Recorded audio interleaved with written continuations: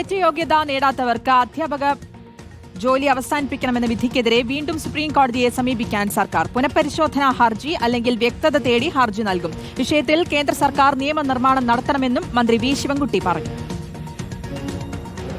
ഒരു തൊഴിൽ മേഖലയിലെ യോഗ്യത മാറ്റം വരുത്തുമ്പോൾ നിയമം വരുന്നതിന് മുമ്പുള്ളവർക്ക് സംരക്ഷണം നൽകുക എന്ന കീഴ്വഴക്കം പതിവുള്ളതാണ്.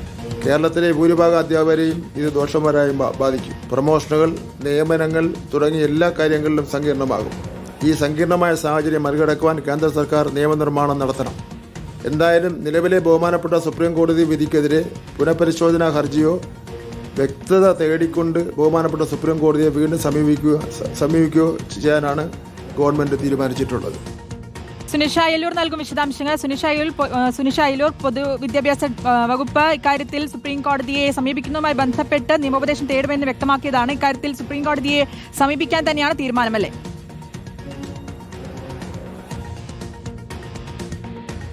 അതെ ശ്രുതി, അത് തന്നെയാണ് ഇന്ന് മന്ത്രി വി ശിവൻകുട്ടി പറഞ്ഞിരിക്കുന്നത്. അധ്യാപകർക്ക് കേട്ടറ്റ് നിർബന്ധമാക്കിയൊരു പശ്ചാത്തലത്തിൽ അത് നിരവധി അധ്യാപകരെ ബാധിക്കുമെന്നുള്ളതാണ്. സാധാരണ രീതിയിൽ 1 മുതൽ 10ാം ക്ലാസ് വരെ നോക്കുകയാണെങ്കിൽ 1.5 ലക്ഷത്തിലധികം അധ്യാപകർ ഇപ്പോൾ തന്നെയുണ്ട്. അതിൽ 50,000-ത്തിലധികം അധ്യാപകരെയെങ്കിലും ഈ കേട്ടറ്റ് നിർബന്ധമാക്കുമ്പോൾ അത് ബാധിക്കുമെന്നുള്ളതാണ്. ഇത്രയധികം പേരുടെ തൊഴിൽ നഷ്ടപ്പെടുന്ന ഒരു വിഷയം കൂടിയാണ്. അതുകൊണ്ട് തന്നെ സുപ്രീം കോടതിയെ സമീപിക്കാൻ ഇത് പുനഃപരിശോധനാ ഹർജി നൽകാനുള്ളൊരു നീക്കത്തിലേക്കാണ് ഇപ്പോൾ വിദ്യാഭ്യാസ വകുപ്പ് കടന്നിരിക്കുന്നത്. അതായത് ഒന്നുകിൽ പുനഃപരിശോധനാ ഹർജി അല്ലെങ്കിൽ വ്യക്തത തേടിക്കൊണ്ടുള്ളൊരു ഹർജി അതുമായി ബന്ധപ്പെട്ടുകൊണ്ട് സുപ്രീം കോടതിയെ സമീപിക്കുക എന്നുള്ളതാണ്. അല്ലായെങ്കിൽ കേന്ദ്രം ഇതിലൊരു നിയമനിർമ്മാണം കൊണ്ടുവരണം എന്നുള്ളൊരു ആവശ്യമാണ് കോടതി പ്രധാനമായും പറയുന്നത്.